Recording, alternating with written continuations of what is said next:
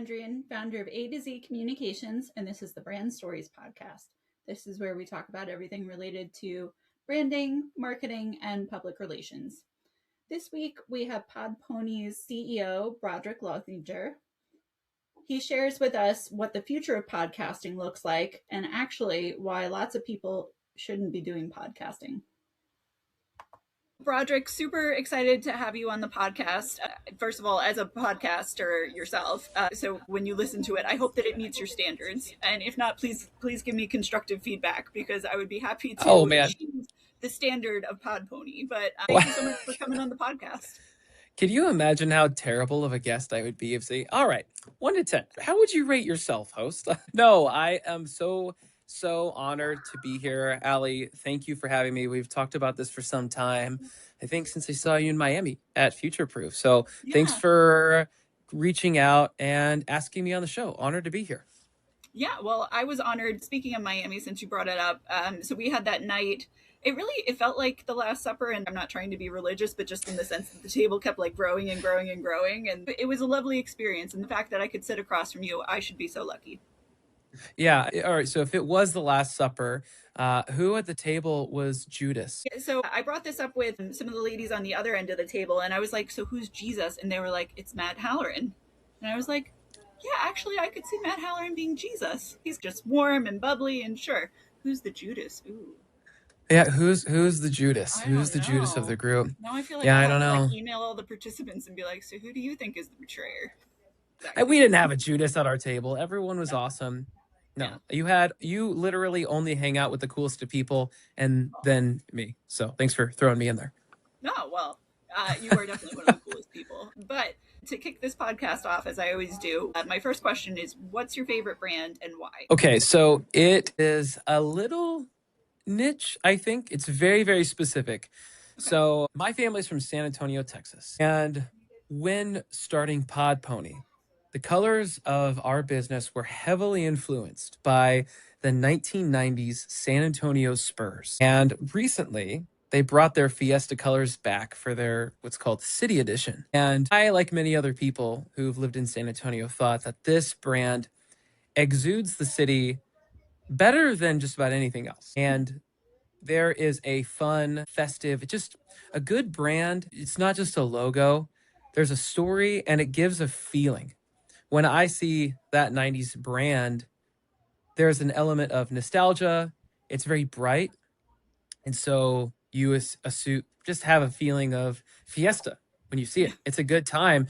I know when I get to go home, get off of work, go watch a Spurs game, and put on a Fiesta shirt, it really is just a really awesome brand that reminds me of going to games with my grandpa and meeting Tim Duncan, Manu Ginobili, and just a lot of fun music and things that you want to share in with the next generation of people. So I would, in the words of Larry Sprung, it's something that brings me joy, is the Fiesta San Antonio Spurs. So that's what I'm going to go with today. You know what? First of all, I love so much of that, including the fact that you brought Larry in. So hi, Larry. Shout out to you. But so as part of that, it kind of reminds me of what you're doing at Podpony, being that, well, the Fiesta. I'm kind of curious to see the shirt at some point, but maybe the next time that we go to Miami. But the fun and the storytelling, I feel like, is what you guys are known for, and being bright and cheery and whatnot. So how did you go about developing that kind of brand and that kind of company?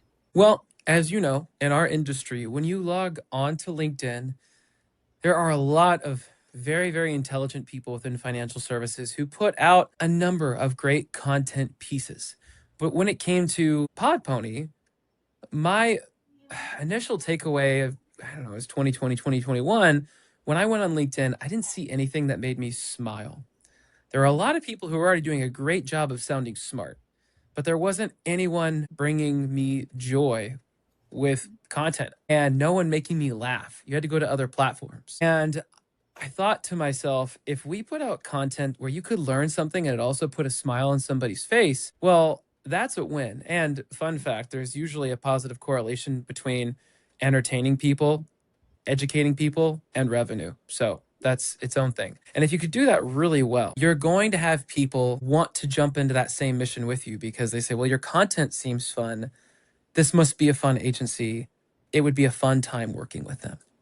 And Right. so that was the rationale, is working with Pod Pony should feel like a fiesta. It's going to be hard at times. I mean, podcasting and content creation, it really is like taking on another job. Yes. But our job in that and stewarding your voice is to make sure we're all having fun in it. And so I didn't see a lot of that. And I was inspired actually by a web development company called Hounder. I went to a DrupalCon years ago, and whenever they showed up, they were all in a uniform, like whether it was baseball jerseys, Hawaiian shirts, and they wanted to be the most fun agency at every event they were at. I thought that could be really cool. And I didn't see anyone aspiring to do that in financial services. And so we thought, why not us? Well, and I love the fact that you took on that challenge because you're right. I mean, so much of financial services is just this dry, let's go through the statement. And from the client side, like really I would prefer to like go to the dentist at this point, or you're about equal, which obviously nobody really wants to compare to. But the fact Yeah. that, like you said, I could understand that there would be a correlation between if I feel some level of happy with you, I'm going to want to spend money with you. So Mhm. that's freaking brilliant on your part. Well, thank you. And in 2019, I was coached by someone that if you want marketing to work, it has to be effective hate marketing. And we've seen that with political campaigns that have been doing it forever, get one side to hate the other. And it's true. If I put out a YouTube thumbnail and I evoke a negative emotion, I am a lot more likely to get you to click on my video than if I invoke a positive emotion. And we do that at times too. We put out a YouTube video. The title said the top 10 reasons you shouldn't start a podcast. Okay. That's going to get a lot more clicks than the 3 ways to be successful. Yeah. Now, when you click on the video, it's not all together, here's all the reasons why you're going to fail. It's, well, here's reasons people fail. If you want to be successful, you probably should be doing these things. Most people don't want to do it. You probably fall in the majority. If you're in the minority, here you go. So there's a way to be tactful with saying, I don't want to use the word hate marketing with us, but have fun. Like, you don't have to pretend negativity doesn't altogether exist. And we're very conscious of not really trying to pit one side against another in what we do. And there's a lot of strategy and thought that goes into that type of content marketing initiative. No. But if you do it well, people are smiling, people are probably clicking, and as I was saying earlier, you're probably going to get more and more people that want to work with you as a result. Love it. So we were talking before we hit record, and I feel like the trend that I'm seeing among financial advisors is that I don't know if it's being short sighted or it's not necessarily understanding the process, but it's just feeling like, oh, podcasting, I can do social, I can do email, I can do all these different things. And obviously you can. But at the end of the day, you shouldn't just discount podcasting as, oh, it's just one element of the program. It's a pretty sizable, Sure. powerful one. It's not really the same as all the others, I would think. I'll go back to my earlier point. I don't think most people should start a podcast. So take. I think I might be in line with them. Podpony went out of business after this episode. My thought is, so the data shows, I think 10 years ago, it was 68 to 69% of people didn't make it past recording 10 episodes. I think I saw a study that, I think it was in 2025, that said 92% of people didn't make it past 10 episodes. The barrier to entry to start a podcast is, I mean, there's next to none. So a lot of people want to start a podcast, but 8% make it past recording 10 episodes. What gives? Less than 1% make it past a year. I know at Podpony, that churn is expensive for us. So we only want to partner with the people who are going to be going for the long haul. And I tell advisors, when they start their 5 episodes in and they're thinking, we're going to get millions of listeners, say, well, it's not really a bottom funnel marketing campaign. It's top of funnel. It's not really a very volatile asset class. It's more like investing in the S&P 500, doing that index fund and watching it grow slowly over time. Then advisors will tell me, well, I wish I had started 5-10 years ago. So was that what you'd say to someone who hasn't started retirement planning until the age 50? Now I say the best time was yesterday. Second best time is today. But that's for the people who should be doing it. Many, many advisors want to grow, or at least they say they do, but their actions show that they want to golf. And there's nothing wrong with that. You've built a successful lifestyle practice. I'm just hating because I'm jealous. You get to go golfing and surfing and doing all these activities during the day that bring you a tremendous amount of joy, and you have advisors working for you, and you've got a great practice. But then growing, that is adding another job. I tell folks I worked at Carson Group here in Omaha for Omani Carson. Back then his name was Ron Carson. He was every day, it seemed, recording selfie videos of himself, giving us so much fuel to market him. And it didn't seem like a job for him. It's just what he did. And a lot of advisors, a lot of people, they say, oh, I could sit down 26 to 52 times a year and talk to somebody. True. But then baseball practice comes. Then you have a family trip. Things happen, and it usually is the first thing to get kicked and punted. Once that happens and you miss a week, podcast listeners, they add you to part of their life. Maybe they're mowing the lawn, doing dishes, going to the gym. And every Wednesday, they listen to your show. But then 1 week you're not there. Are they just going to sit around and wait? No, they're going to go find another show like yours, listen to that, and guess what? You're out of the rotation. Most people have a max of 3 shows they listen to. It's very hard for us to partner with firms who aren't taking it seriously and understand it's a job. We can bring you the fans, we can bring you the court, the trainers, everything, but you got to show up and be Michael Jordan. We can even give you the topics to talk about, but you got to show up. And so the fact of the matter is, it's not easy. And we're not taking Allen Iverson's, right? They got to show up. It's got to be practice. Practice matters. And the average firm I've seen doesn't need to practice. They've gotten to where they are and they don't necessarily need it. So yes, it's a great lane, but I just don't think it's for everyone unless you truly want to grow and you're committed to probably a 3 to 5 year endeavor where you're going to be bringing it at least twice a month. Yeah. Okay. That was a lot of great insights in there, which I very much appreciate. Among them being, so do you feel like the advisors, in addition to needing to show up, is the difference between I make it to 5 episodes or I make it to 3 years, is it going in and meeting with somebody like you and having that plan of, well, I think at least for the first 3 months, I have all my guests plotted out? Or like, what is it that's the difference between 5 episodes and longevity? For us, I do think we can produce fantastic assets. There are other agencies, I think, that can do that as well. We really want to commend our team on how they produced assets. Yes, we can give them a strategy. Yes, we can give you a lot of things that you need to have a successful podcast. But I think the biggest thing is accountability. When it comes to, do you need a financial advisor? No. Could you do a lot of this stuff yourself? Yeah. But is it worth your time? Is that what you want to be doing? I have a financial advisor. Yep, me too. There are so many value adds that they provide me of things that I don't want to be managing. It's not a good use of my time. Yep. Could you do a podcast yourself? Absolutely. Is it worth your time? Maybe. Right? There are some advisors that are just getting started and they'll come to me and say, I can't afford you yet. What can I do to get started myself? And we give them what they need. And eventually, a lot of times they do come back and say, okay, now I'm ready to work with you. Yep. And so I think the biggest thing we offer when people work with us, that is a huge value add, is we offer the direction with that strategy, say, this is where we're going, and then accountability. You know, if you have a virtual producer, it's the same reason why a lot of people have trainers at the gym. Yeah. I know I could work out myself, but I've got Jason at the gym and I can't stand him up. So, okay, I'm going to go. If you have a virtual producer, you're a lot more likely to make your session because you don't want to stand them up. And so, yes, I think it's not really I'm not producing it well enough that's holding people back. It's the lack of accountability.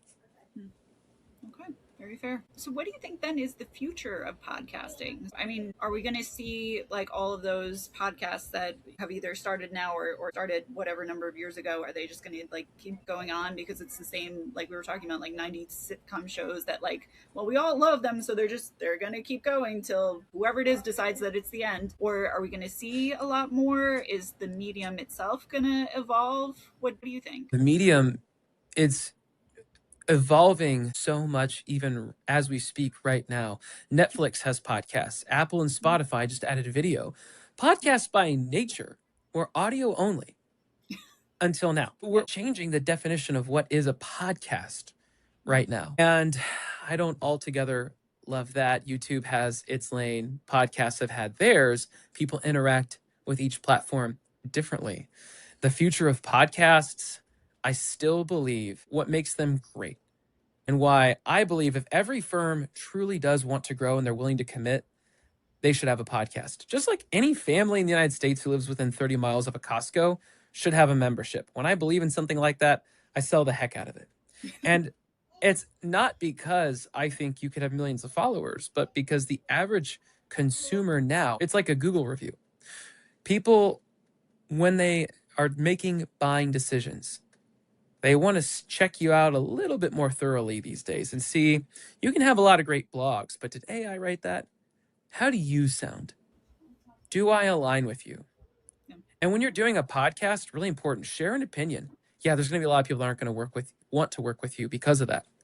But the people who do want to work with you are going to be a lot more aligned. And so if you are moving into the future of podcasting, you want to work hard, you have an opinion, you have something interesting to say, and you see, oh, there's audio, there's video. Are you ever able to get yourself on Netflix? The barrier to entry for those people, it's still as low as it's ever been, but it's going to become increasingly more difficult to actually get people to listen because you're not on Spotify. So should you give up? No. There's still going to be people who can move through the noise and become successful with their podcasts. But it takes a lot more effort in order to stand out now and also to grow that community. A great example being, there was an advisor who wanted to start a podcast that I've worked with, and he didn't have the largest marketing budget. And so we had to find any way to actually grow his audience as inexpensively as possible. So one of the first ideas we had that we want to get people excited to refer this podcast. So every quarter he would put together cooking classes for all of his clients. He loved to cook. And so he had all of his clients, friends and family all come together and he led a session on cooking while he's wearing his podcast t-shirt. After the people are coming in, they're listening, they all thought it was great. He says, hey, if you want to follow more dishes, check out my podcast where I give personal finance tips and I'm also cooking while I'm doing it. My goodness, all these people that maybe would have had a difficult time finding him on YouTube or podcast platforms immediately subscribed. And YouTube just saw, wow, 30 to 60 people just hit subscribe right here, right now. We need to recommend this content to similar audiences, to all these subscribers. So it's not as simple as hit upload and the masses are going to come to you like they did in 2010. But with a good, thoughtful strategy, you can still grow it. And you might not be competing with Netflix, but you are going to stand out in comparison to a lot of other investment advisors in your area. Yep. So that's almost making me think if I need to retool my own podcast and add, I don't cook very well, so I definitely couldn't do that. I could burn things in front of people, but that wouldn't be helpful. The arson podcast. All right, I dig it. Yeah, it goes with the fiery red hair. I don't know. But anyway, so I think I know the answer to this upcoming question, but since you mentioned AI, do you think that the future is going to be AI podcasts? I'm going to guess that the answer is no, because we need to have that genuine human to human connection, but I would be curious if I'm correct. Yeah, I think there will be. I do think there are going to be AI podcasts. There already are. And I wouldn't be surprised if the most prominent AI podcasts would be podcasts that are information driven, where people are looking for relevant, timely information. I don't know if they need that personal connection with a host. And as more and more younger audiences are becoming okay with AI generated content, I think you're going to see more of those podcasts come into play. Now, I am terrified of a future where we're listening to two AI bots have a conversation with each other and we're consuming that. I don't think that day is coming anytime soon when we're really looking to build that relationship with the hosts. And most audiences feel, I think I saw, it was a Harvard business study that said 68% of respondents felt like they had a personal relationship with hosts. Obviously, we're not going to have that with AI news piece podcasts, but all the others I'm not too concerned about. Got it. So I would also be curious from you. So at least in my own experience with my podcast, I feel like I'm more successful when I take the short and I put it on social media than I am the longer podcasts. How do you feel like people should be best utilizing this content? I mean, if you're sitting down, we're going to sit down for about a half hour, we're going to record. What is the best way to use it and use all of it potentially? Go in with a game plan. Number one, if you know what you want, if you know what you're trying to get out of the podcast before you even go into it, it's a lot easier to then splice things up into clips and various social media posts. And then if you're listening to it, to make your workflow easy, I'm pretending we're talking, the listener for this episode maybe doesn't have a marketing team and they're doing it all themselves. If that person were to say, how do I even do all that? Well, when I was in your shoes, what I would be doing is I'd have my 5 or 6 points I knew I needed to tee up. And as it was recording, I would look at the timestamp and then write down the timestamp next to that question or transition piece, making it easy for me to later go trim it, not have to listen to the whole episode, pull that out and turn it into clips. But if you're going into the podcast saying, oh, we're just going to have a conversation, maybe you'll have something that fits your business goals, or you might end up just talking about the New York Knicks for 30 minutes. And if that's the goal, is just to have great conversations, that's fine. But if you're saying, I need to have 3 to 5 pieces, then make sure you're going in with 3 to 5 thoughtful questions as well. Love that. So thank you for all of your time. For anybody, like you were saying, who doesn't have the marketing team, thinks to themselves, look, I feel like I fit Brodrick's criteria of maybe I ought to be doing a podcast. How do you know that you're that person, and how can you arguably start to do it yourself? Yeah, we don't know if we're that person for everyone. We like to think of ourselves as that athlete-agent relationship where we want to see what type of player are you. Maybe we are the best representation for you for getting you in the game. But we have great, I don't even like calling them competitors because there are others in the industry that the way they approach media, it's just different than us. And it's like a different restaurant. And so we want to make sure, are we the right partner for you? If you have questions, though, and you're interested in podcasting, you're interested in YouTube, email marketing, reach out to us. Love to at least get you started. And we constantly point people in what we believe is the right direction for them, whether it is working with us, doing something themselves, having a partner who can best help them. There's some people who say they want to do podcasting, and then we get done with a 10-minute conversation and say, you need PR. Let me introduce you to, let me put you right here with Allie. You need this service here. And so that's the idea whenever you are trying to get started with content. Maybe it is, maybe it's not podcasting, but come in, ask questions with someone who genuinely wants to put good content out into the world. If you're having that conversation with us, you'll walk away with some form of plan. And I love that you guys are like that, by the way, because I feel like those groups who, everybody that you sit down, you sell them into a podcast, and then they make it the 5 episodes and they completely hate it. It seems so disingenuous and so just money hungry, instead of saying, you know what, at the end of the day, you're right. Not everybody's made to do podcasts. Not everybody's made to do PR, whatever it is. But I would just as soon help you get to where you want to be than be that impediment to you achieving whatever your goal is. So thank you for being that kind of person.